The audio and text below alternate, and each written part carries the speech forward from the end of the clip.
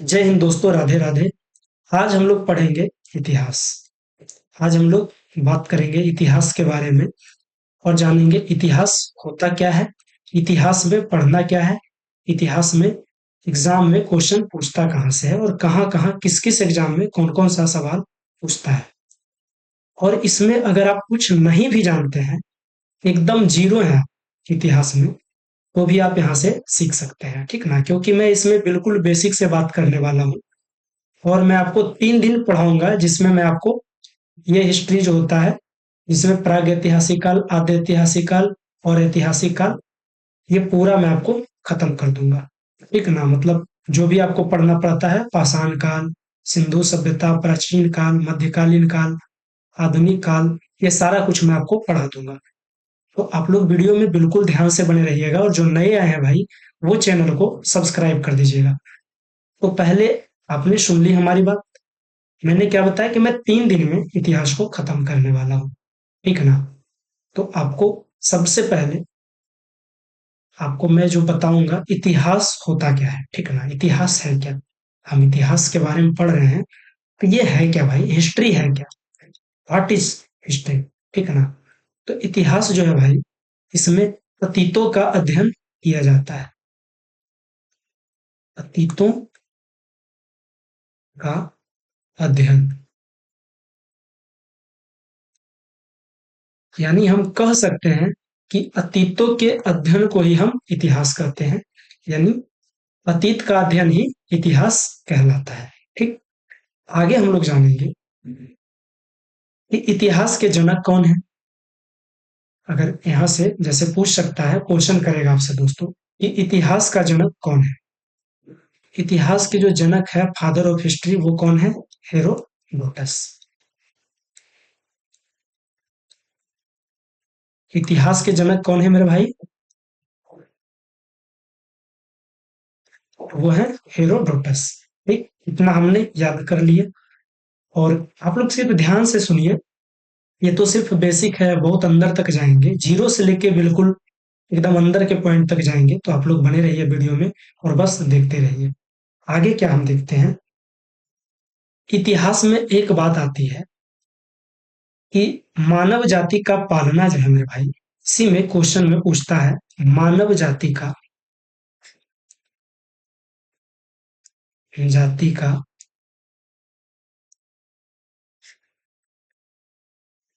पालना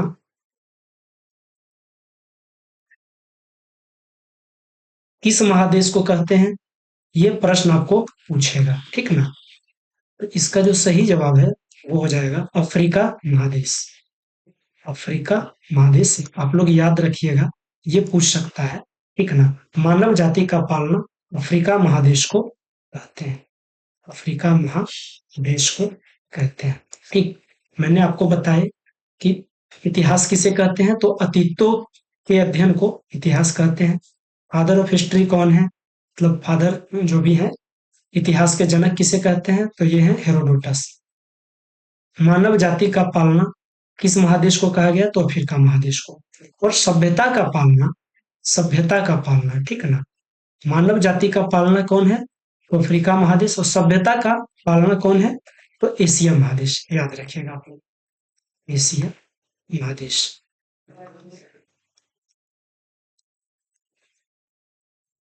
अगर आपको लिखना है तो आप एक पॉइंट नोट कर सकते हैं, कॉपी पे मेरे साथ ही लिख सकते हैं। अतीतों के अध्ययन जो है दोस्तों, वो इतिहास कहलाता है। हेरोडोटस इतिहास के जनक हैं। और मानव जाति का पालना जो है, वो अफ्रीका महादेश है। और सभ्यता का पालना एशिया महादेश है। यहाँ तक आपने जान गए। अब हम लोग जानेंगे कि इतिहास को 3 भागों में बांटा गया है। इतिहास को भाई 3 भागों में, कितने भागों में बांटा गया है, तो 3 भागों में। किस किस भागों में बांटा गया है, और हम लोग आज एक भाग पूरे पढ़ जाएंगे, ठीक ना। तो पहला हम लोग बांटते हैं प्राग्ञ ऐतिहासिक काल, ठीक। क्या बांटते हैं, प्राग्ञ ऐतिहासिक काल, प्री हिस्टोरिक पीरियड। प्राग ऐतिहासिक प्राग्ञ ऐतिहासिक काल। दूसरा हम लोग बांटेंगे आद्य ऐतिहासिक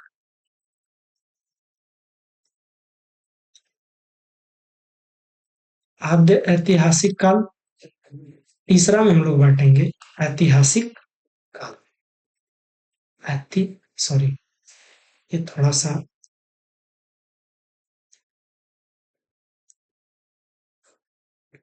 कोई बात नहीं, हम सुधार कर देंगे। आप लोग समझते जाइएगा सिर्फ, और जहां गलती होगा वहां बताइएगा। ऐसा नहीं है कि बस गलत सलत पढ़ लेना है।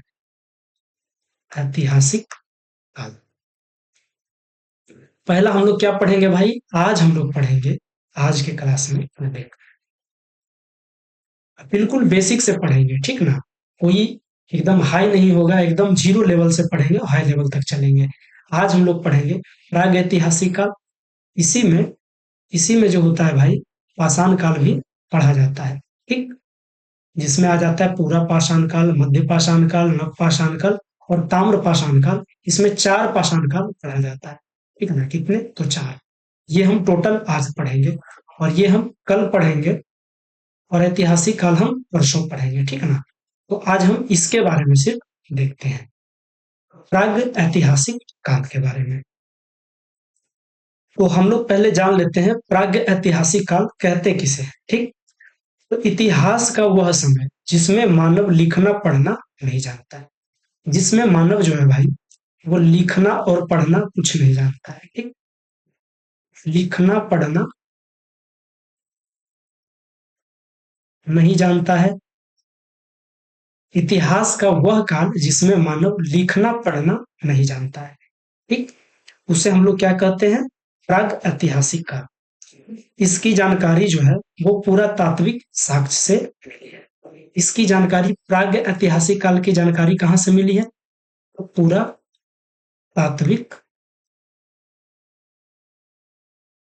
पुरातात्विक साक्ष्य से, ठीक ना? पुरातात्विक साक्ष्य से इसकी जानकारी मिली है। और इसी के अंतर्गत भाई, इसी के अंतर्गत पाषाण काल आता है। प्राग ऐतिहासिक काल के अंतर्गत क्या आता है? पाषाण काल, स्टोन एज जिसे कहते हैं, ठीक? तो आज हम लोग पढ़ेंगे पाषाण काल के बारे में, जो प्राग ऐतिहासिक काल का आज हम पूरे खत्म कर देंगे, ठीक? तो आगे बढ़ते हैं, यहाँ तो कोई दिक्कत?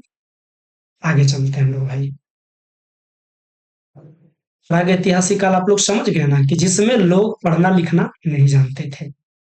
उस काल को हम लोग क्या कहते हैं? प्राग ऐतिहासिक काल कहते हैं। और इसका जो भी है वो कहाँ से मिला है? इसका जो भी प्रमाण है, इसका जो भी जानकारी है वो कहाँ से मिला है? तो पूरा तात्विक साक्ष्य से मिली है। इसी के अंतर्गत हम लोग पाषाण काल को पढ़ेंगे, ठीक? तो अब हम लोग जानते हैं पाषाण काल होता क्या है। तो पहले हम लोग लिख लेते हैं, ठीक है ना? पाषाण काल, पाषाण काल, ठीक? इसे आज हम लोग पढ़ेंगे, जिसे हम लोग कहते हैं स्टोन एज, ठीक? तो आप लोग ध्यान दीजिएगा, आज हम लोग क्या पढ़ेंगे? पाषाण काल, स्टोन एज, ठीक? तो आप लोग लिख लीजिए पाषाण काल। अगर आपको लिखना है तो लिख लीजिए, और नहीं तो सुनना है, शांति से सुनते रहिए, ठीक? पाषाण काल हम लोग किसे कहते हैं? तो वह समय जब मानव पत्थर के औजार एवं हथियार का उपयोग करता था। वो समय भाई, वो काल जिस समय मानव जो है वो पत्थर के औजार एवं हथियार का उपयोग करता था। यानी पाषाण के मतलब पत्थर, ठीक है ना? जिस समय में पत्थर का औजार औजार और हथियार का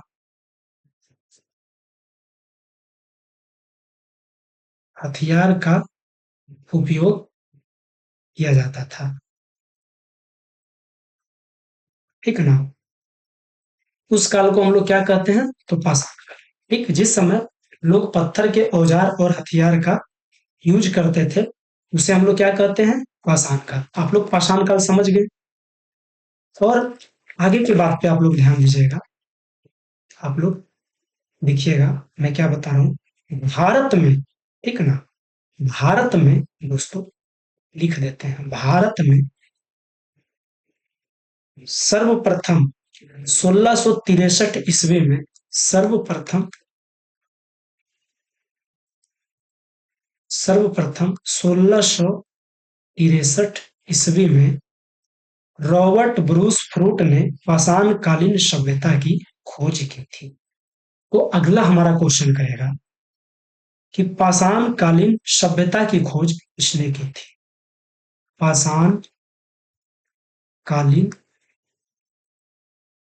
सभ्यता की खोज किसने की थी? ये हमारा पाषाणकालीन लिख देते हैं, एक मिनट रुक जाइएगा।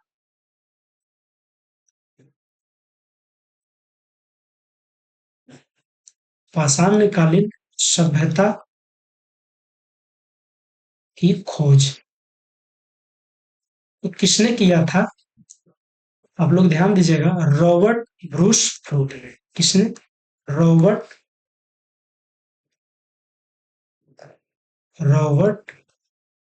ब्रूस फ्रूट ने। किसने? रॉबर्ट ब्रूस फ्रूट ने। आप लोग याद रखिएगा, आप लोग एक बार मेरा क्लास देख लीजिएगा तो आपको याद हो जाएगा। और ये कब किए थे? तो 1863 ईस्वी में। इसे भी आप लोग याद रखिएगा, 1863 ईस्वी में रॉबर्ट ब्रूस फ्रूट ने भारत में सर्वप्रथम पाषाणकालीन सभ्यता की खोज की थी। किसने किए थे? तो रॉबर्ट ब्रूस फ्रूट ने। ठीक, आगे की बात हम लोग जानते हैं। भारतीय पुरातत्व का पिता सर अलेक्जेंडर कनिंघम है। पुरातत्व भारतीय जो है, भारतीय पुरातत्व याद रखिएगा, पुरातत्व नहीं, भारतीय पुरातत्व का पिता इसे कहा जाता है। ये क्वेश्चन करेगा, पिता, ये काट दीजिएगा, किसे कहा जाता है?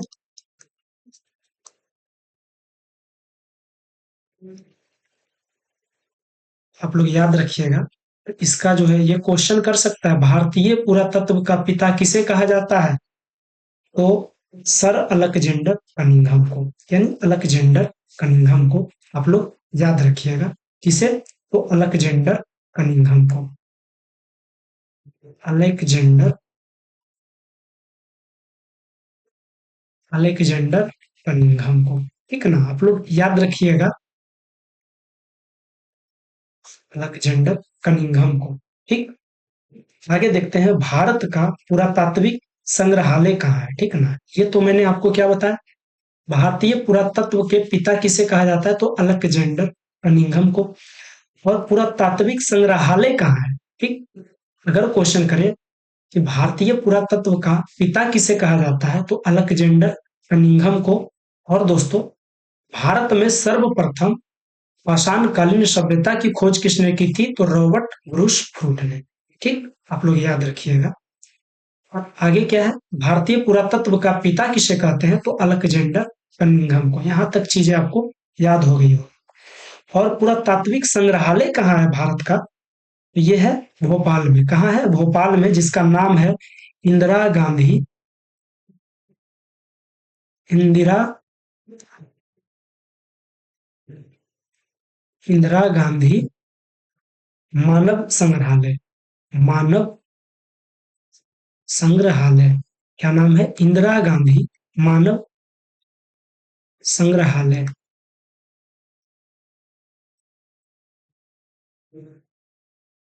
याद हो गया आपको, भारतीय पुरातत्व का पिता किसे कहा जाता है? अलेक्जेंडर कनिंघम को। अब भारतीय पुरातत्व संग्रहालय कहाँ है? तो भोपाल में है। हाँ, ये भी लिख देते हैं, भोपाल में। ठीक ना, आप लोग लिख भी सकते हैं, कोई बात नहीं है, और आप लोग पढ़ भी सकते हैं। इंदिरा गांधी मानव संग्रहालय, वो कहाँ है? भोपाल में। ठीक, ये किस मंत्रालय के अधीन में आता है? अगर पूछेगा कि इंदिरा गांधी मानव संग्रहालय किस संग्रहालय के अधीन में आता है, किस मंत्रालय के अधीन में आता है? तो संस्कृति मंत्रालय के अधीन आता है। किसके अधीन आता है? संस्कृति संस्कृति मंत्रालय के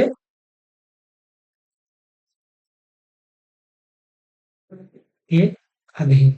ठीक, आप लोग बात समझ गए। पुरातात्विक भारतीय पुरातत्व के पिता किसे कहा जाता है? वो अलेक्जेंडर कनिंघम को। और इंदिरा गांधी मानव संग्रहालय, पुरातात्विक संग्रहालय भारत में भोपाल में आता है, ठीक, जो संस्कृति मंत्रालय के अंदर आता है, ठीक, अधीन में आता है। आगे देखते हैं हम।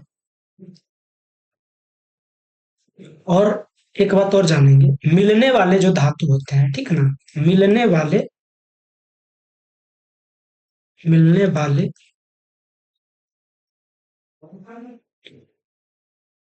धातु के आधार पे जो नामकरण किए हैं, मिलने वाले धातु के आधार पे जो नामकरण किए हैं, वो कौन किए हैं? तो क्रिश्चियन थॉमस। क्रिश्चियन थॉमस याद रखिएगा आप लोग। क्रिश्चियन थॉमस कौन किए हैं? क्रिश्चियन थॉमस, ठीक, थॉमस, आप लोग याद रखिएगा। कौन किए हैं? मिलने वाले धातु के आधार पे नामकरण जो किए हैं वो कौन किए हैं? Christian Thomas. लोग इसे याद रखिएगा, ठीक ना, एग्जाम में पूछेंगे। और मैं लास्ट में आपको ऑब्जेक्टिव के टाइप भी कराऊंगा क्वेश्चन। जब ये पूरा चैप्टर खत्म हो जाएगा तो मैं आपको ऑब्जेक्टिव दूंगा और मैं रात में लाइव आऊंगा, ठीक ना। मैं आपको डेली 8 बजे रात में लाइव आऊंगा और मैं आपको वहां से पढ़ाऊंगा, ठीक। तो ये आप देख लीजिए, ये तो आपको वीडियो सुबह ही मिल जाएगी, 5-6 बजे मिल जाएगी, तो आप लोग यहाँ से पढ़ सकते हैं। दूसरा पॉइंट मैं आपको बता रहा हूँ, अगले पॉइंट नोट करिएगा। लिखावट के आधार पे नामकरण कौन किए हैं? जॉन ब्रुश ने। लिखावट के आधार पे, लिखावट के आधार पे कौन किए हैं? तो जॉन ब्रुश ने। कौन किए हैं? जॉन ब्रुश ने लिखावट के आधार पे नामकरण किए हैं। और मिलने वाले धातु के आधार पे क्रिश्चियन थॉमस ने। कौन किए हैं? मिलने वाले धातु के आधार पे क्रिश्चियन थॉमस किए हैं। मिलने वाले धातु के आधार पे क्रिश्चियन थॉमस किए हैं। और लिखावट के आधार पर नामकरण कौन किए हैं? तो जॉन ब्रुश। जॉन ब्रुश, ध्यान दीजिएगा। कहीं गलती होती है तो भाई गलती ज्यादा मत देखिए, आप लोग भी सही करने का प्रयास करिए। हम भी आपके जैसा एक स्टूडेंट ही हैं। आगे देखिएगा अब आप लोग। अब यहाँ से पाषाण काल को दोस्तों कितने भागों में बांटा गया है? यहाँ से स्टार्ट होती है। अब यहाँ से स्टोरी स्टार्ट होती है। यहाँ पाषाण काल के डिटेल जानेंगे हम लोग। पाषाण काल के ऊपर इतिहास किसे कहते हैं वो जानेंगे। कितने भाग में पढ़ाएंगे हम वो बता दिए आपको। कब पढ़ाएंगे वो बता दिए। क्या पढ़ना जरूरी है वो बता दिए। और प्रागैतिहासिक काल क्या होता है वो बता दिए। अब आपको इसमें बताएंगे कि पाषाण काल को कितने भागों में बांटा गया है। पाषाण काल को दोस्तों 4 भागों में बांटा गया है। 4 भागों, कितने भागों में पाषाण काल को बांटा गया है?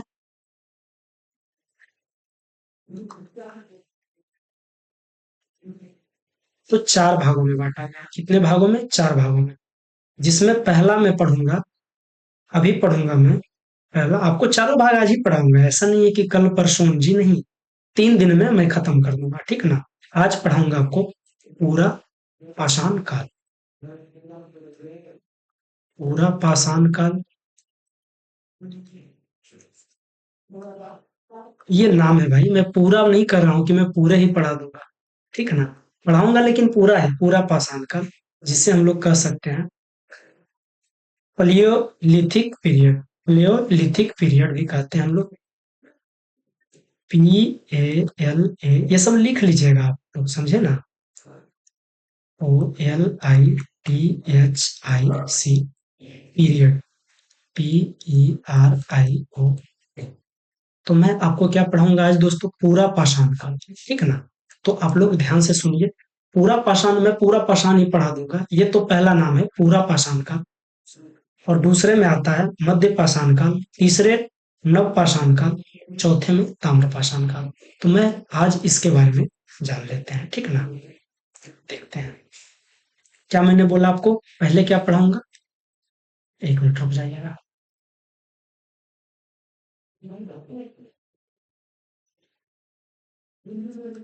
पूरा पाषाण काल, आज हम लोग इसके बारे में जान लेते हैं। ठीक, पूरा पाषाण काल क्या है? तो ये जो है दोस्तों, पूरा पाषाण काल जो है, ये 20 लाख ईसा पूर्व से 12,000 ईसा पूर्व तक रहा है। कब तक रहा है? 20 लाख, 20 लाख से 12,000, 12,000 ईसा पूर्व तक रहा है। अगर आपसे क्वेश्चन करेगा कि 20 लाख से 12,000 ईसा पूर्व के बीच में कौन सा काल चला है, तो पूरा पाषाण काल, याद रखिएगा आप लोग, ठीक ना। यह इतिहास का सबसे प्रारंभिक समय था। अगर क्वेश्चन करें कि सबसे प्रारंभिक समय कौन था इतिहास का, तो पूरा पाषाण काल। ठीक, इस समय के मानव को आदि मानव कहा जाता था। क्वेश्चन करेगा किस समय के मानव को आदि मानव कहा जाता था, तो पूरा पाषाण काल के मानव को आदि मानव कहा जाता था। इस समय का मानव खाना बदोश, अर्थात उसके जीवन का मुख्य उद्देश्य जानवरों की भांति ही अपना पेट भरना था। इस समय के जो लोग थे, वे जानवर जैसे नहीं रहते हैं आजकल, जंगल में जहां तहां उछलते रहते हैं, जो मिल गया वही खा लिए। वैसे ही पहले इंसान रहते थे, मतलब खाना बदोश, जो कहते हैं खाद्य संग्राहक, ठीक है ना।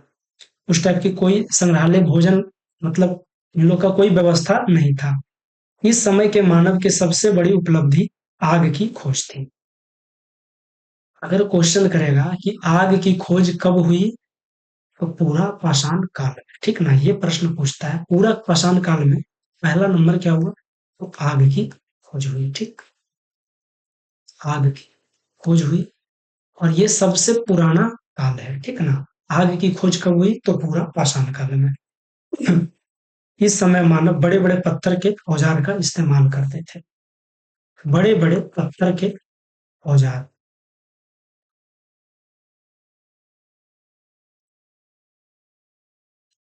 पत्थर के औजार, इस समय में मानव क्या करते थे, बड़े बड़े पत्थर के औजार का इस्तेमाल करते थे। किस लिए करते थे, तो शिकार करने के लिए करते थे, जानवर को मारने के लिए।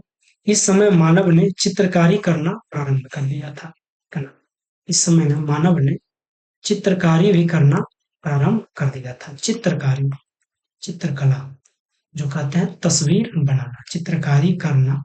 कैमरा नहीं था मेरे भाई, वो हाथ से चित्रकारी करते थे, कहीं पहाड़ पे कर दिए, शुरू कर दिए थे।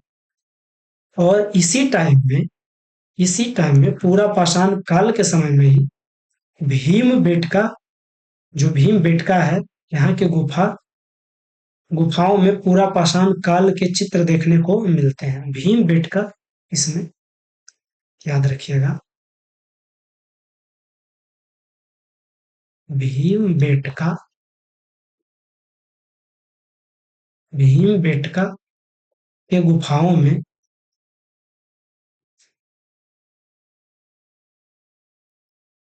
पूरा पाषाण काल के चित्र देखने को मिलता है। तो इसमें क्या, भीम बेटका की गुफा मिला, ठीक ना। ये कब, तो पूरा पाषाण काल में, जो मध्य प्रदेश के, ठीक ना। ये कहाँ पड़ता है दोस्तों, तो मध्य प्रदेश में भीम बेटका की गुफाएं कहाँ पड़ती है, मध्य प्रदेश में, याद रखिएगा, मध्य प्रदेश में, ठीक है ना। मध्य प्रदेश के अब्दुल्लागंज, अब्दुल्लागंज, यहाँ एक शहर है अब्दुल्लागंज, जो रायसेन में स्थित है। अब्दुल्लागंज लिख देते हैं,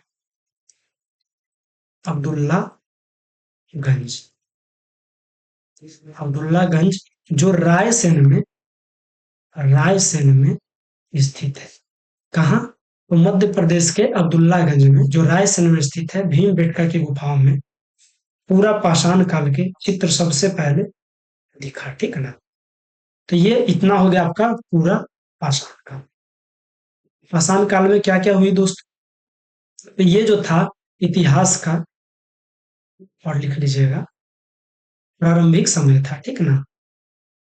प्रारंभिक समय, इतिहास का सबसे पुराना जो काल है वो कौन सा काल है, तो पूरा पाषाण काल। पाषाण काल के भी पूरा पाषाण काल, ठीक ना। इस समय मानव को आदि मानव कहा जाता था। इस समय मानव को भाई आदि मानव कहा जाता था, ठीक ना। आदि मानव किस समय के मानव को कहा जाता था, तो पूरा पाषाण काल के मानव, ठीक ना, आदि मानव कहा जाता था। इस समय के मानव खाद्य संग्राहक यानी खाना बदोश, खाद्य संग्राहक अर्थात उसके जीवन का मुख्य उद्देश्य जानवरों की भांति अपना पेट भरना था। मतलब इस टाइम में कोई नॉलेज ही नहीं था, तो इस टाइम में सबसे पहले किस चीज की खोज हुई, तो आग की। क्वेश्चन करेगा कि सबसे पहले धरती पे किस चीज की खोज हुई, आग की। और पूरा पाषाण काल में ही बड़े बड़े पत्थर के औजार बनाए जाने लगे। और भीमबेटका के गुफा भी पूरा पाषाण काल में ही मिला, जो मध्य प्रदेश के अब्दुल्लागंज रायसेन में स्थित है, ठीक ना। और चित्रकारी करना भी प्रारंभ जो लोगों किए वो भी पूरा पाषाण काल में किए। और पूरा पाषाण काल को ही इतिहास का प्रारंभिक समय कहा जाता है, ठीक ना। और इसी काल के लोगों को आदि मानव कहा जाता है। ये हम अभी तक जान गए पूरा पाषाण काल। पूरा पाषाण काल कब तक चला, 20 लाख ईसा पूर्व से 12,000 ईसा पूर्व के बीच तक, ठीक ना। आगे हम लोग देखते हैं। सबसे लंबा जो काल था यही था, ठीक ना, 20 लाख से 12,000 ईसा पूर्व तक। आगे देखते हैं। मतलब सबसे पुराना जो इतिहास था पूरा पाषाण काल, और सबसे लंबा भी यही चला पूरा पाषाण काल। आगे देखते हैं आगे क्या है, ठीक ना। तो अगला आ जाता है, हमने आपको बताया था आगे आपको पढ़ना है मध्य पाषाण काल। पूरा पाषाण काल आप लोगों ने पढ़ लिया, अब आपको पढ़ना है मध्य पाषाण काल। क्या पढ़ना है दोस्तों, मध्य पाषाण काल। इसका इंग्लिश होता है मिसोलिथिक पीरियड, ठीक ना, मिसोलिथिक पीरियड, वो भी लिख देते हैं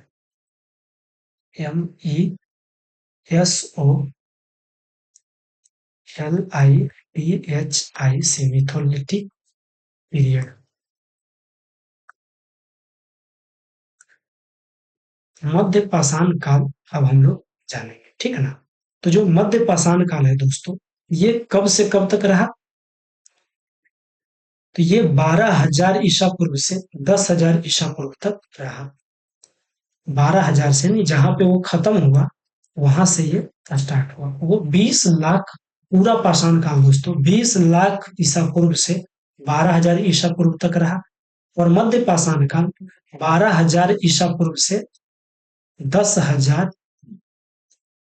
ईसा पूर्व तक चला, ठीक है ना। आप लोग इसे लिख लीजिएगा या याद कर लीजिएगा, ठीक। और इसमें जो है दोस्तों, इसके बारे में भी हम बात करते हैं। मध्य पाषाण काल के बारे में सबसे पहले जानकारी किसने दी है, तो कार्ल लाइन ने। कार्ल लाइन ने सबसे पहले जानकारी कौन दिया, मध्य पाषाण काल के समय का सबसे पहले जानकारी किसने दिया, तो कार्ल लाइन ने। किसने दोस्तों, तो कार्ल लाइन ने इसका जानकारी जो दिया। एक मिनट, इसका, ओहो, इसका जानकारी सर्वप्रथम किसने दिया, तो कार्ल लाइल ने। किसने, कार्ल लाइल ने। सर्वप्रथम इसका जानकारी किसने दिया, कार्ल लाइल ने 1867 ईस्वी। कब दोस्तों, तो 1867 ईस्वी में कार्ल लाइल ने, ठीक। और पूरा पाषाण काल के जानकारी मेरे भाई किसने दिया सबसे पहले,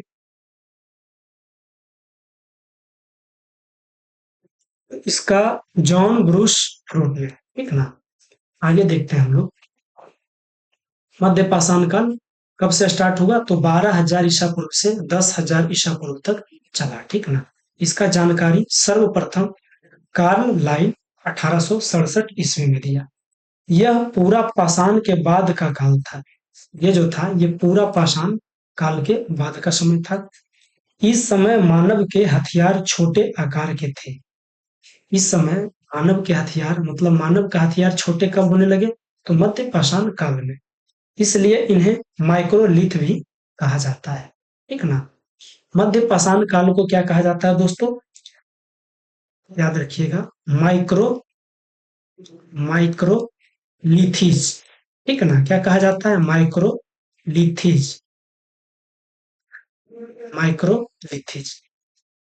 इस समय के मानव को सबसे प्रमुख कार्य अंत्योष्टि अंतिम संस्कार कार्यक्रम था। जो अंतिम संस्कार होता है दोस्तों, वो कब किया जाने लगा, तो मध्य पाषाण काल में। अंतिम संस्कार, ठीक ना, अंतिम संस्कार, इसे अंत्योष्टि भी बोला जाता है, ठीक ना, अंत्योष्टि भी से बोला जाता है। तो माइक्रोलिथिज किसे बोला जाता है, तो मध्य पाषाण काल को अंतिम संस्कार इस समय में किया जाने लगा। इस काल में कश्मीर के बुर्ज होम में मानव के साथ साथ कुत्ता को भी दफनाने का साक्ष्य मिला।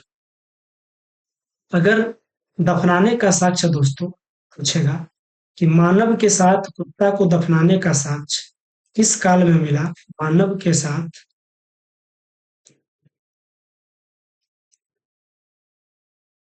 कुत्ता को दफनाने का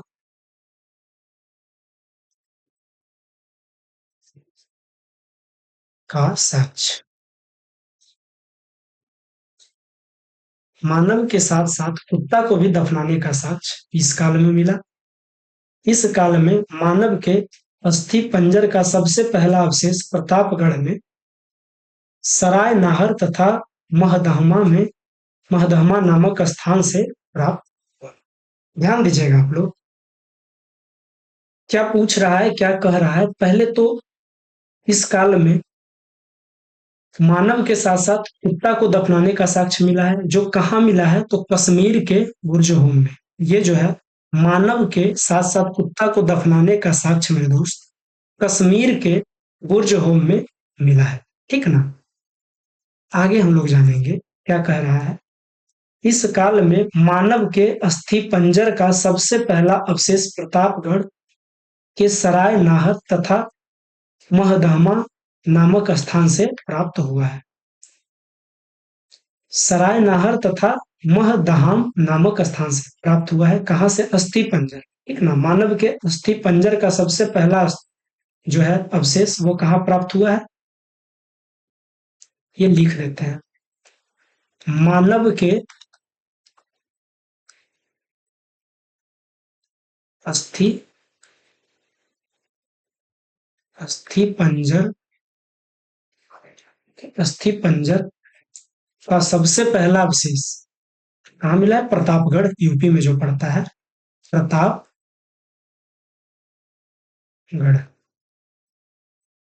यूपी में पड़ता है दोस्तों, ठीक ना। यहाँ के सराय नाहर तथा महदहमा में नामक स्थान से प्राप्त हुआ है। कहाँ, तो सराय नाहर तथा महदहाम महदहाम, ठीक ना, ऊपर अनुस्वार है। ये इतने बात हमने जान लिए। इसके जो जानकारी है सर्वप्रथम किसने दिया, तो कार्ल लाइल ने 1867 ईस्वी में। इस काल को माइक्रोलिथिज कहा जाता है। क्यों कहा जाता है, क्योंकि इस समय में पत्थर के औजार छोटे होने लगे। इस समय में लोगों का अंतिम संस्कार किया जाने लगा। और एक साक्ष्य मिला कि मानव के साथ साथ कुत्ता को भी दफनाने का साक्ष्य मिला। कहाँ मिला, तो कश्मीर में मिला, ठीक ना। कश्मीर के बुर्ज होम में मिला, याद रखिएगा, कश्मीर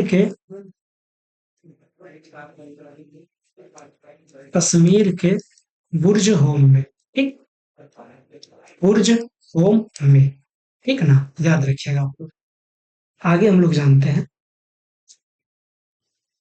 इस काल में मानव के अस्थि पंजर का सबसे पहला अवशेष अगर पूछेगा, मानव के अस्थि पंजर का सबसे पहला अवशेष कहाँ मिला, तो प्रतापगढ़, यूपी में सराय नाहर तथा महाधाम में, ठीक ना, याद रखिएगा आप लोग। यहां तक हो गया दोस्तों मध्य पाषाण काल। बहुत लंबा नहीं है, यहां तक ही है, ठीक।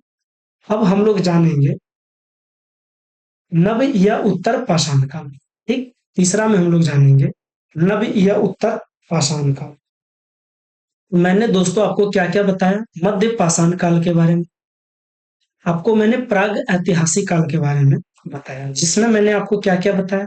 पहले तो मैंने आपको इतिहास के बारे में बताया, ठीक ना, कि इतिहास किसे कहते हैं, तो अतीत का अध्ययन ही इतिहास कहलाता है। उसके बाद इतिहास के जनक हेरोडोटस को कहते हैं। उसके बाद मानव जाति का पालना दोस्तों अफ्रीका महादेश को कहते हैं, और सभ्यता का पालना एशिया महादेश को कहते हैं। आप लोग याद रखिएगा, ठीक ना। इतिहास को 3 खंडों में बांटते हैं। कहाँ कहाँ बांटते हैं? तो प्राग ऐतिहासिक काल, वही मैं आपको पढ़ा रहा हूँ, प्राग ऐतिहासिक काल, ठीक ना। और दूसरा हो गया आद्य ऐतिहासिक काल, तीसरा ऐतिहासिक काल, ठीक ना। तो प्राग ऐतिहासिक काल में आपको पूरा पाषाण काल, मध्य पाषाण काल, नव पाषाण काल और ताम्र पाषाण काल पढ़ना है, ठीक है ना। तो मैंने अभी तक आपको मध्य पाषाण काल तक पढ़ा दिए हैं, ठीक है ना, जिसमें मैंने आपको बताया कि दोस्तों भारत में सर्वप्रथम 1863 ईस्वी में रॉबर्ट ब्रूस फ्रूट ने पाषाण कालीन सभ्यता की खोज की थी। अगर क्वेश्चन करें पाषाण कालीन सभ्यता की खोज किसने की थी, तो रॉबर्ट ब्रूस फ्रूट ने। कब? तो 1863 ईस्वी में, ठीक ना। पाषाण काल किसे कहते हैं? जब मानव पत्थर का औजार और हथियार बनाने लगा था, उसका उपयोग करने लगा था, तो हम लोग उसे पाषाण काल कहने लगे। और सबसे पहला जो पाषाण काल है दोस्तों, और एक बात मैंने और बताया था, ठीक ना, कि भारत का पुरातात्विक संग्रहालय कहाँ है, तो भोपाल में। उसका नाम क्या है? इंदिरा गांधी मानव संग्रहालय, जो संस्कृति मंत्रालय के अंतर्गत आता है। और बताया था मैंने आपको कि मिलने वाले धातु के आधार पे नामकरण क्रिश्चियन थॉमस ने किया, लिखावट के आधार पे नामकरण जॉन ब्रूस ने किया, ठीक ना। फिर आता है, आपको बताते हैं पूरा पाषाण काल, जो 4 भागों में बढ़ता है, ठीक ना। पूरा पाषाण, मध्य पाषाण, नव पाषाण और ताम्र पाषाण। आप सुनिए, सिर्फ सुनिए आप, ठीक ना। तो पूरा पाषाण के बारे में मैंने आपको बताया। उसके बाद मैं आपको मध्य पाषाण के बारे में भी बता दिया, ठीक ना। अब मैं आपको आगे बताऊंगा नव पाषाण काल या उत्तर पाषाण। नव पाषाण काल को ही दोस्तों उत्तर पाषाण काल भी कहा जाता है, ठीक ना। तो यहाँ तक हो गया मध्य पाषाण काल, आप लोग समझ गए। अगर कहिएगा तो आपको रिवाइज भी करवा दूंगा, ठीक ना। तो आगे देखते हैं। अब जो आता है दोस्तों वो है नव पाषाण काल, ठीक। नव नव पाषाण काल, जिसे हम लोग कहते हैं नियोलिथिक पीरियड। नियोलिथिक पीरियड, ठीक। क्या कहते हैं? NEO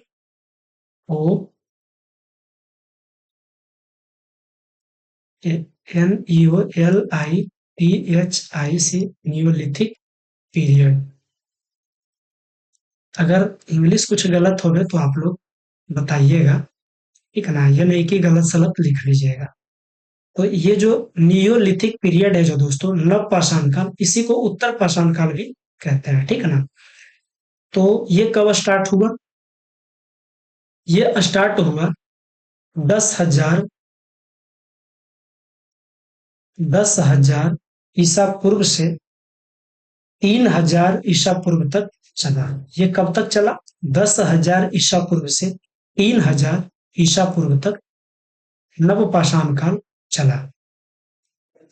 आप लोग याद रखिएगा।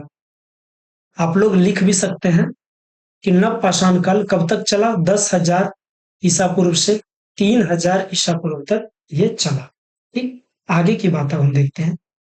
इस काल में दोस्तों, इस समय में, इस काल के बारे में सर्वप्रथम जानकारी किसने दिया? जॉन लुवाक ने। किसने दिया? तो जॉन लुवाक ने 1865 ईस्वी में। इस काल के बारे में सर्वप्रथम जो जानकारी दी है, सर्वप्रथम जानकारी किसने दिया? तो जॉन लुवाक ने। किसने? जॉन लुवाक ने।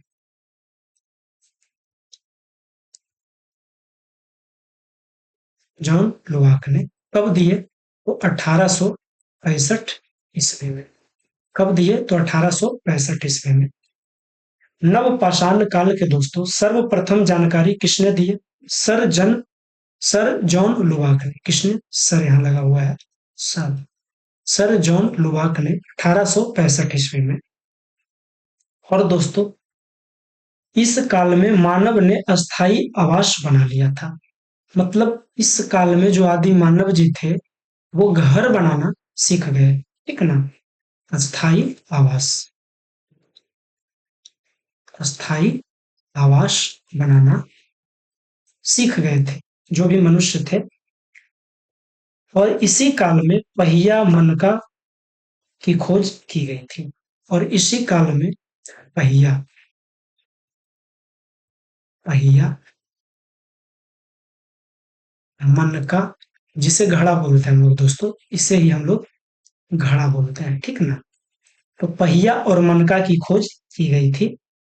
कब की गई थी, अगर क्वेश्चन करेगा कि पहिया की खोज कब की गई थी, तो नवपाषाण काल में। पहिया की खोज कब की गई थी, तो नवपाषाण काल में। और घड़े की खोज कब की गई थी, तो नवपाषाण काल में, ठीक। कर्नाटक के मैसूर के पास संगनकल्लू नामक नवपाषाण कालीन पुरा स्थल में राख के टीले प्राप्त हुए। राख के टीले कब प्राप्त हुए, तो नवपाषाण काल में। यहाँ लिख देते हैं राख के टीले।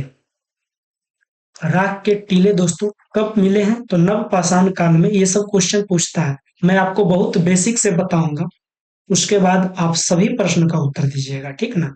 जब मैं ऑब्जेक्टिव लेके आऊंगा तो आप लोग लाइव जुड़िएगा और सब कुछ बताइएगा। तो ये कहाँ मिला था, तो कर्नाटक में। कहाँ मिला था दोस्तों, कर्नाटक में, ठीक। याद रखिएगा कर्नाटक में। कर्नाटक के दोस्तों मैसूर के पास एक संगनकल्लू नाम का जगह है। मैसूर के पास संगनकल्लू नाम का जगह है। कहाँ, मैसूर, संगनकल्लू कल्लू नाम का एक जगह है जहां राख के टीले मिले थे। तब तो नवपाषाण काल में, ठीक ना। और नवपाषाण काल के सर्वप्रथम जानकारी किसने दिए, तो सर जॉन लुबाक ने 1865 ईस्वी में। याद रखिएगा आप लोग, ठीक ना। आगे हम बताते हैं, पशुपालन का साक्ष्य भारत में आदमगढ़ तथा बागौर राजस्थान से प्राप्त हुआ। तो हम कह सकते हैं दोस्तों कि नवपाषाण काल में पशुपालन भी किए जाने लगा, ठीक है। नवपाषाण काल में पशुपालन भी किया जाने लगा। इसका साक्ष्य कहाँ से मिला है, तो इसका साक्ष्य आदमगढ़ एमपी में जो पड़ता है, आदमगढ़ जो कहाँ पड़ता है, एमपी में।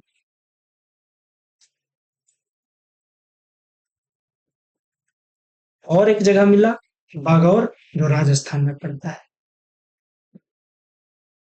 बागौर जो कहाँ पड़ता है दोस्तों, राजस्थान में। कहाँ पड़ता है, राजस्थान में। बागौर कहाँ पड़ता है, राजस्थान में। इसका दो जगह इसका साक्ष्य मिला भारत में पशुपालन का, एक आदमगढ़ एमपी में, दूसरा बागौर राजस्थान में। आप लोग याद रखिएगा। और इसी समय में दोस्तों सबसे पहले जो जानवर किसको पाला गया है, तो कुत्ता को, ठीक ना। कुत्ता को सबसे पहले पालतू बनाया गया। तो हम लोग कह सकते हैं मानव द्वारा पाला गया पहला पशु कौन था, तो कुत्ता।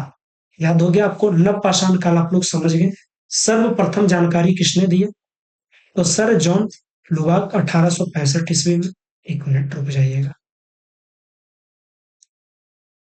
सर्वप्रथम जानकारी कौन दी है, तो सर जॉन लुबाक 1865 ईस्वी में।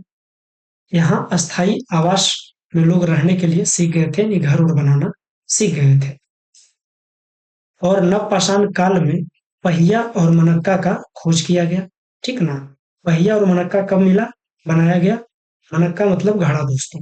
तो नवपाषाण काल में। राख के टीले कब मिले, तो नवपाषाण काल में। कहा, तो कर्नाटक के मैसूर में संगनकल्लू नाम का एक जगह है, वहां मिला। पशुपालन का साक्ष्य कहाँ मिला, तो नवपाषाण काल के आदमगढ़ जो एमपी में पड़ता है तथा बागौर जो राजस्थान में पड़ता है, दो जगह भारत में मिले। छठा कुत्ता सबसे पहला पशु जिसे पाला गया वो कौन था? तो कुत्ता। ठीक, आपको याद हो गया। आगे हम लोग चलेंगे, ठीक है ना। और इसके बाद क्या आता है दोस्तों, तो वो सब जानने से पहले हम कुछ नोट आपको लिखा देते हैं। ठीक, आप लोग नोट कर लीजिएगा। नोट वन पहला क्या करिएगा, आप लोग लिख भी सकते हैं, मैं बोलूंगा आप लोग लिख लीजिए, ठीक है ना। मेहरगढ़, ठीक है ना। मेहरगढ़, मेहरगढ़ जो है दोस्तों, यह पाकिस्तान के बलूचिस्तान में स्थित है। मेहरगढ़ कहाँ है? ये पाकिस्तान के बलूचिस्तान में स्थित है। यहाँ से सर्वप्रथम 7000 ईसा पूर्व मुसलमान और किरथर पहाड़ियों के बीच कृषि के साक्ष्य एवं गेहूं मिली थी। ठीक है ना, आप लोग सुनिएगा ध्यान से। गेहूं के साक्ष्य सर्वप्रथम कहाँ से मिली थी? तो मेहरगढ़ में। ठीक, गेहूं यहाँ से क्या मिला? गेहूं। मेहरगढ़ से क्या मिला? गेहूं।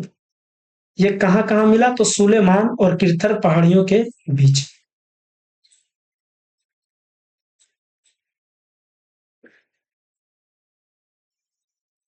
गेहूं और जौ कहाँ मिला? तो मेहरगढ़ के, जो भी पाकिस्तान में पड़ता है, बलूचिस्तान में स्थित है। यहाँ सर्वप्रथम 7000 ईसा पूर्व सुलेमान और किरथर पहाड़ियों के बीच कृषि का साक्ष्य मिला। अगर पूछेगा किन दो पहाड़ियों के बीच कृषि का साक्ष्य मिला, तो सुलेमान और किरथर पहाड़ियों के बीच। ठीक है ना। दूसरा हम लोग जानेंगे बुर्ज। आप लोग लिख सकते हैं बुर्ज होम, यह कश्मीर में अवस्थित है। यहाँ गर्तावास का प्रमाण मिला है। यहाँ से मालिक के साथ साथ कुत्ते को दफनाने का साक्ष्य मिला है। ठीक ना। यहाँ पे दोस्तों ये जो है बुर्ज होम, आप लोग लिख लीजिए, ठीक है ना। हमें तो पढ़ाना है, तो हम ज्यादा लिखेंगे तो वीडियो लंबी हो जाएगी, ठीक है ना। बुर्ज होम जो है दोस्तों, यह कहाँ है? तो ये कश्मीर में है, ठीक है ना। कश्मीर में है। कहाँ है? कश्मीर में।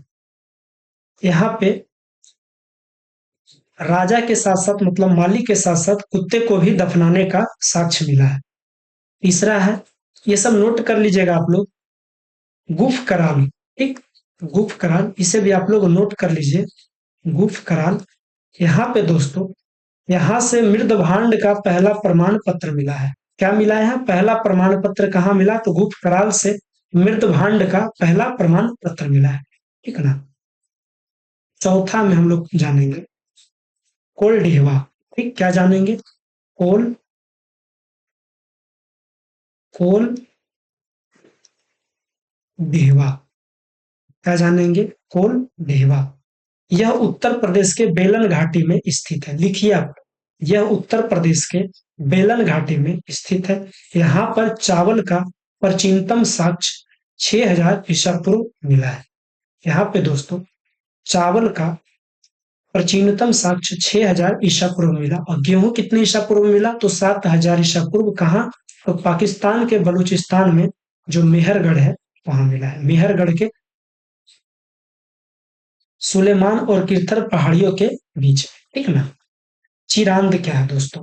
ठीक, चिरांद। आप लोग नोट करते जाइए, आप लोग लिखते जाइए, ठीक ना। हर बात में आपको बोलना ना पड़े, आप लोग लिखते जाइए कॉपी पे। यह बिहार के सारण जिले में स्थित है। चिरांद कहाँ है दोस्तों? तो बिहार के सारण जिले में स्थित है। यहाँ से प्रचुर मात्रा में हड्डी के उपकरण प्राप्त हुए हैं। मतलब यहाँ जो है, यहाँ हड्डी के, अगर क्वेश्चन कहेगा कि सबसे ज्यादा हड्डी के उपकरण कहाँ प्राप्त हुए हैं, तो इसका सही जवाब है चिरांद, जो बिहार के सारण जिले में स्थित है, ठीक ना। लेहरा, लेहुरा देह, लेहुरा देह, ठीक ना। अगला है लेहुरा, लेहुरा देह, लेहुरा देह। यहाँ से नवीनतम सबसे प्राचीन चावल का साक्ष्य मिला है। ठीक, सबसे प्राचीन, एक प्राचीनतम साक्ष्य 6000 ईसा पूर्व पहले मिला था। कहाँ मिला था? तो कोल्डेवा में। और का साक्ष्य 9000 से 7000 ईसा पूर्व के बीच हुआ है, नवीनतम लेहरा, लेहुरा देह में, ठीक ना। दमदमा क्या है? ठीक, देखिएगा आप लोग, दमदमा क्या है?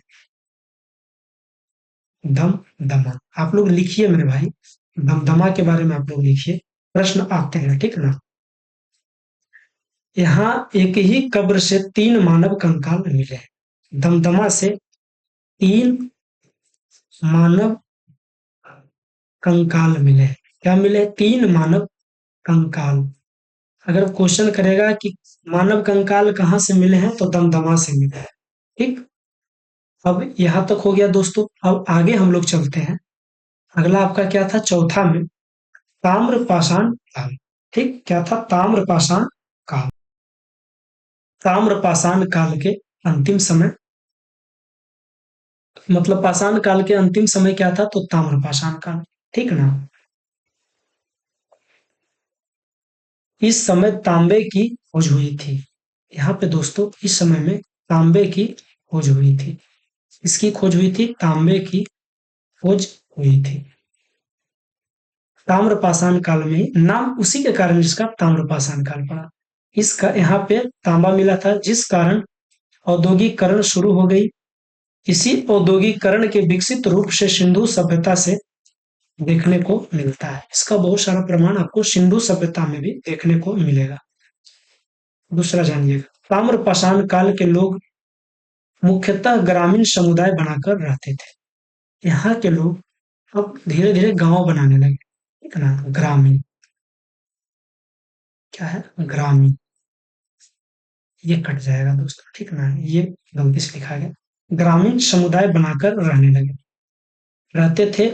एवं आहार एवं तिलुंग पुरास्थल राजस्थान के बनास घाटी क्षेत्र में फैले हुए ताम्रपाषाण बस्तियां है, ठीक ना।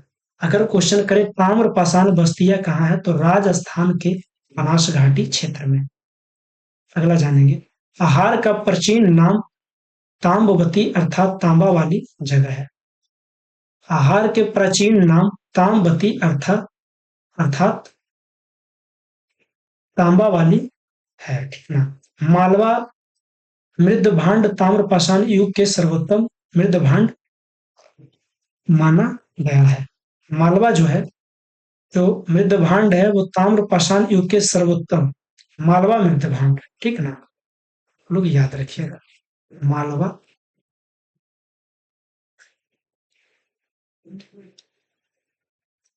मृद भांड। ये जो है दोस्तों, ये ताम्रपाषाण युग का सर्वोत्तम मृद मृदभान माना गया है। और बिहार में सेनुवार, सोनपुर और तारडीहा तथा पूर्वी उत्तर प्रदेश में खैराडीह और नरहन ताम्रपाषाण कालीन है। बिहार में भी दोस्तों, ठीक ना, बिहार में सोनूवार, क्या दोस्तों? सोनूवार, सोनूवार, सोनपुर जहां मेला लगता है, ठीक ना, सोनपुर, सोनूवार, सोनपुर, तारडीह, तारडीह तथा पूर्वी उत्तर प्रदेश तथा दोस्तों पूर्वी उत्तर प्रदेश, ठीक ना। याद रखिएगा ये सवाल। उत्तर प्रदेश में खैराडीह, उत्तर प्रदेश के, ये बिहार के हो गए, ठीक ना। और उत्तर प्रदेश के खैराडीह और नरहन ताम्रपाषाण कालीन है ना। उत्तर प्रदेश के खैराडीह, खैराडीह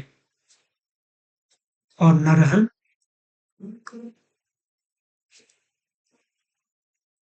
नरहन ताम्रपाषाण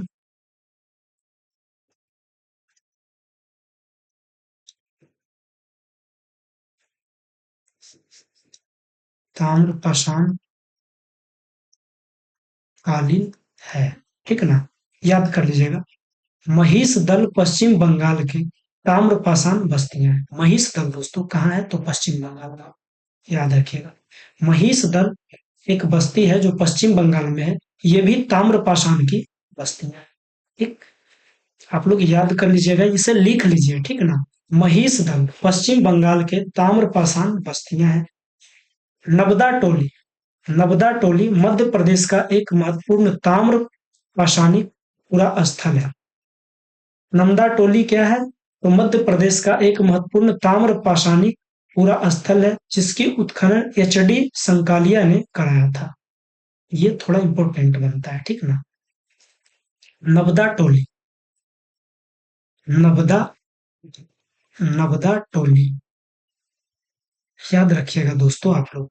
नबदा टोली मध्य प्रदेश के, ये कहाँ पड़ता है? तो मध्य प्रदेश में, मध्य प्रदेश के एक महत्वपूर्ण ताम्र पाषाणी पुरास्थल जिसकी उत्खनन एच.डी. इसका उत्खनन कौन करवाए थे? एच.डी. एच.डी. संकालिया ने। किसने दोस्तों? तो एच.डी. संकालिया ने इसका उत्खनन करवाए थे। संकालिया, आप इसे याद रखिएगा, ठीक ना। अगला देखते हैं।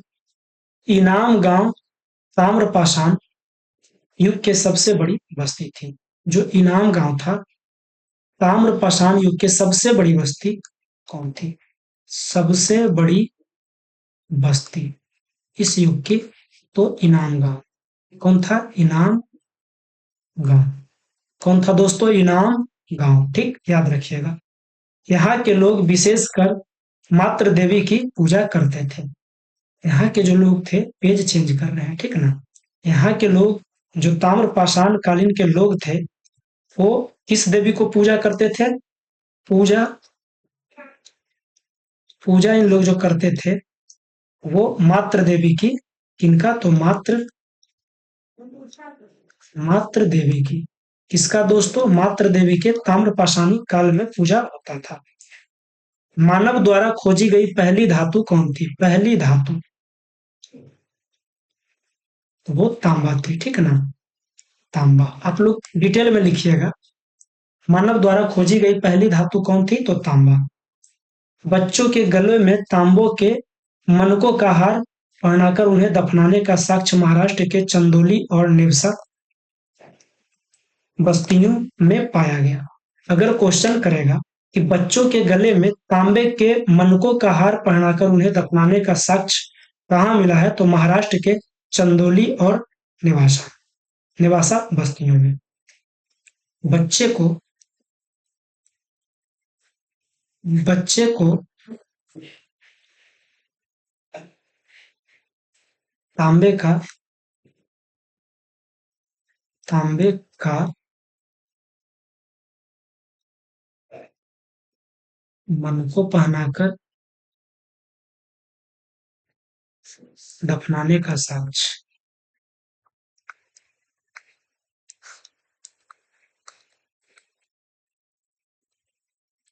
कहाँ मिला है? तो दोस्तों महाराष्ट्र के चंदौली और नेवासा में। महाराष्ट्र में कहाँ? तो चंदौली और नेवासा बस्तियों में, ठीक ना। आप लोग इसे याद रखिएगा, ठीक। स्टेट टाइट और आगे के क्वेश्चन हम लोग देखते हैं दोस्तों। एक मिनट, लाइट थोड़ा सा चली गई है, आप लोग घबराइए ना, हम स्टार्ट कर रहे हैं, ठीक ना। लाइट चली गई थी दोस्तों, कोई बात नहीं, हमने मोबाइल का फ्लैश जलाकर आपको बताएंगे। घबराना नहीं है, बिल्कुल सही से बता रहा हूँ। हम भी रेंट लेके रहते हैं, ठीक है ना भाई, तो इसलिए हमें भी थोड़ी बहुत लाइट की दिक्कत होती है। अभी मैंने क्या बताया आपको? दफनाने के लिए यहाँ मैं चला गया था, ठीक है ना। आगे मैं आपको बताता हूँ।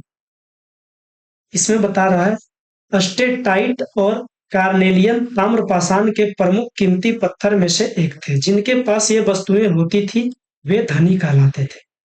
ताम्रपाषाण काल में दोस्तों सबसे जो महंगी चीज थी, सबसे महंगी महंगी चीज, ठीक ना, क्या था दोस्तों? तो स्टेटाइट और कार्नेलियन नाम का पत्थर था, ठीक ना।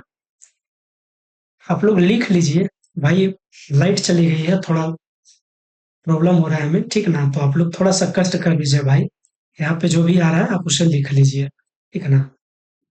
मैं बोलता हूँ, आप लोग लिख लीजिए, आपको बिल्कुल याद हो जाएगी, आपको घबराना नहीं है, ठीक है ना। स्टेटाइट और कार्नेलियन ताम्र पाषाण के प्रमुख कीमती पत्थर में से एक थे। जिनके पास ये वस्तुएं होती थी वे बहुत ही धनी होते थे। आगे दोस्तों, चित्रित मृदभांड का सबसे पहले इस्तेमाल ताम्रपाषाण काल में किया गया। चित्रित मृदभांड का सबसे पहले इस्तेमाल दोस्तों ताम्रपाषाण काल में किया गया। सर्वप्रथम ताम्रपाषाण काल लोगों ने यह प्रायद्वीपीय भारत में बड़े बड़े गांव बसाए थे। आप लोग वीडियो रोक करके भी, पॉज करके भी आप लोग लिख सकते हैं, एक बार सुनिए और ध्यान से लिखिए, ठीक ना। नहीं तो वैसा बताइएगा, कमेंट करिएगा, तो मैं आपको पीडीएफ भी प्रोवाइड करवा दूंगा। सर्वप्रथम ताम्रपाषाण के लोगों ने ताम्रपाषाण लोगों ने ही प्रायद्वीपीय भारत में बड़े बड़े गांव बसाए थे।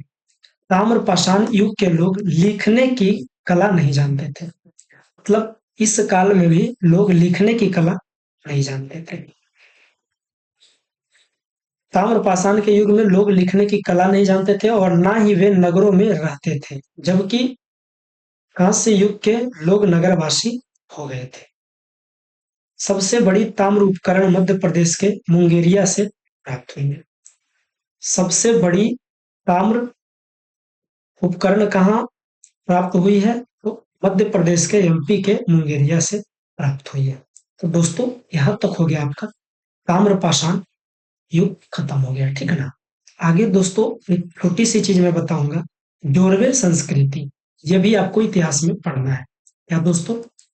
जोरवे जोरवे संस्कृति। क्या दोस्तों? जोरवे संस्कृति, ये भी आपको पढ़ना है। तो मेरे भाई इसे पढ़ने के लिए आपको सिर्फ सुनना है, ठीक है ना। यह महाराष्ट्र में प्रचलित है। ये कहाँ है दोस्तों? वो महाराष्ट्र, महाराष्ट्र में प्रचलित है। ये कहाँ है दोस्तों? तो महाराष्ट्र में प्रचलित है। यह एक ग्रामीण संस्कृति है। ये क्या है दोस्तों? तो ये ग्रामीण संस्कृति है। ये क्या है? तो ये ग्रामीण संस्कृति है, ठीक ना। आगे देखिएगा। और ये जो है दोस्तों, इस संस्कृति के अंतर्गत निम्नलिखित तो पूरा स्तर आते हैं, जैसे इनाम गांव, नासिक, नेवासा, दैमाबाद आदि, ठीक ना। इसमें क्या आते हैं? इनाम, इनाम गांव, नासिक,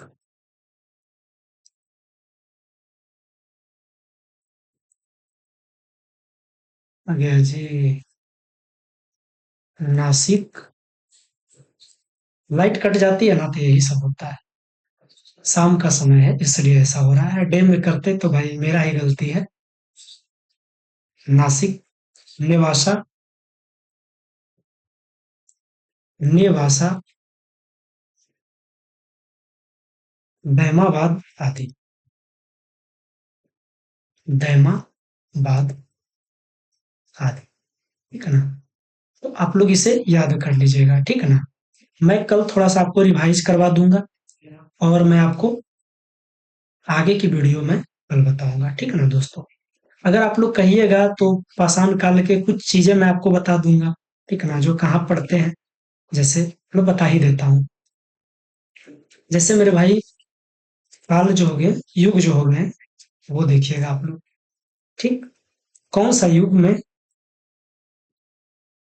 कौन सा जगह कहाँ पे है, ठीक ना। और इसका प्रमुख साक्ष्य क्या मिला है।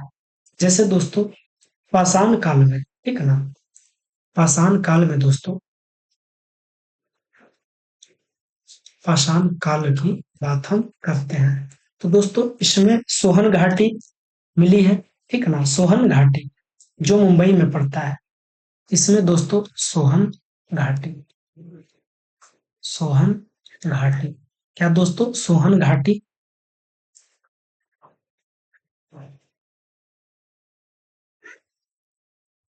और एक है बोरी,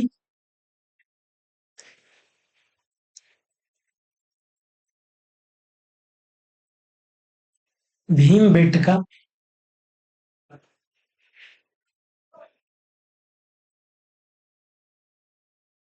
भीमबेटका, चौतरा, चौतरा याद रखिएगा आप लोग। अतीरम पक्कम,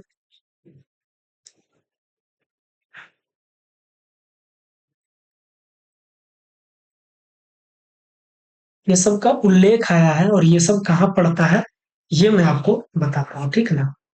पूरा पाषाण काल का पहले मैं बता रहा हूँ, पाषाण युग का, ठीक है ना। फिर मध्य पाषाण काल का, फिर नव पाषाण काल का बताऊंगा।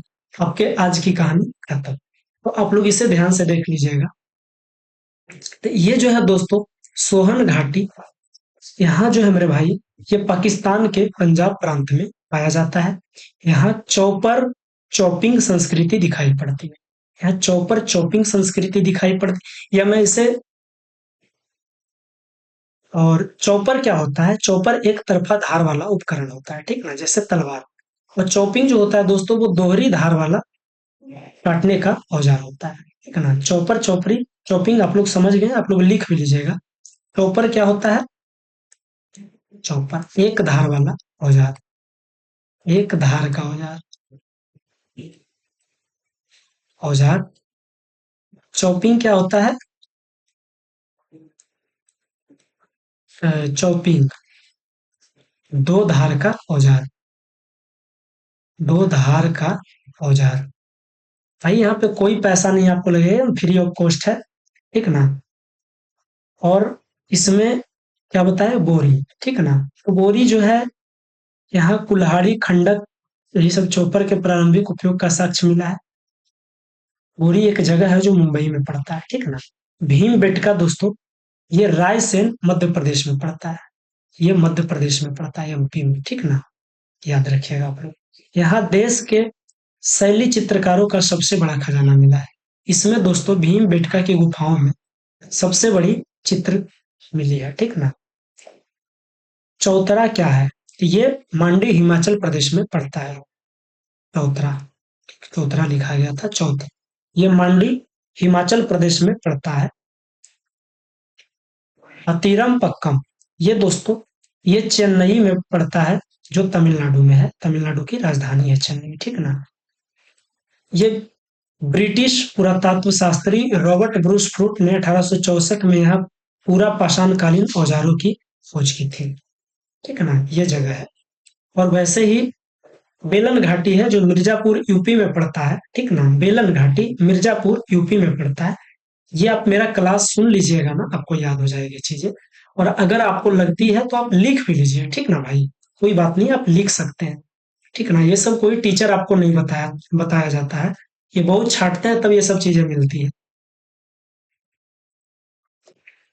क्या बता रहे थे, हाँ, बेलन घाटी मिर्जापुर यूपी में पड़ता है। यहाँ प्रारंभिक पूरा पाषाणकालीन औजार मिला था, ठीक ना। आरंभिक पूरा पाषाणकालीन औजार मिला था। तो मध्य पाषाण में हम लोग चलते हैं, ठीक ना। मध्य पाषाण में कहाँ चलते हैं हम लोग दोस्तों, मध्य पाषाण में। ओहो, ऐसी बात है। मध्य पाषाण में हम लोग आते हैं। तो यहाँ हम लोग क्या देखते हैं, ध्यान दीजिएगा, ठीक है ना। तो मेरे भाई, यहाँ हम लोग, यहाँ का एक जगह है सराय नाहर राय, जो प्रतापगढ़ यूपी में पड़ता है। सराय नाहर राय, ठीक ना। सराय, सराय नाहर राय, याद रखिएगा। ये मध्य पाषाण काल की जगह है। यहाँ दोस्तों सबों को आवासीय क्षेत्र में ही दफनाने का साक्ष्य मिला था। एक है महादहा, महादहा या दमदमा, ये प्रतापगढ़ यूपी में ये भी पड़ता है। यहाँ पुरुष स्त्री दोहरा स्वाधान के साक्ष्य मिला है। एक है आदमगढ़, ठीक है ना। ये होशंगाबाद मध्य प्रदेश में पड़ता है। जहां दोस्तों बागोर की तरह यहाँ से भी पशुपालन के आरंभिक साक्ष्य प्राप्त हुए हैं। बागोर की तरह, बागोर मैंने बताया था ना, मध्यकाल पाषाण का सबसे बड़ा स्थल है, जहाँ पशुपालन के प्राचीनतम साक्ष्य मिले हैं। उसी प्रकार से यहाँ बागोर में बागोर की तरह यहाँ भी पशुपालन के आरंभिक साक्ष्य प्राप्त हुए हैं। फिर है बुर्ज होम श्रीनगर में जो पड़ता है, ठीक है ना। ये गर्तावास और करबों में मानव के साथ कुत्ता को दफनाने के साक्ष्य मिला है। अस्थि उपकरणों के भी साक्ष्य इसमें मिला है। गुफ कराल, ये पुलवामा जम्मू कश्मीर जहाँ पुलवामा अटैक 14 फरवरी को हुआ था दोस्तों, याद रखिएगा, इस दिन को हम लोग भूल नहीं सकते हैं। यहाँ के लोग कृषि और पशुपालन दोनों कार्य करते हैं। मेहरगढ़ बलूचिस्तान प्रांत है, ये भारत में सर्वप्रथम गेहूं और जौ की खेती का स्थल है। मानव के साथ बकरी दफनाए जाने के साक्ष्य मिला यहाँ। नवपाषाण काल का है, चिरांद छपरा बिहार, जो भारत में नवपाषाण काल का पहला ज्ञान स्थल है।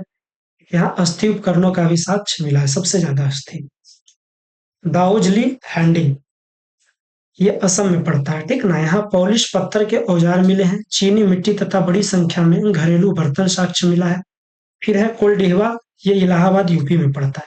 यहाँ 6000 ईसा पूर्व चावल का साक्ष्य।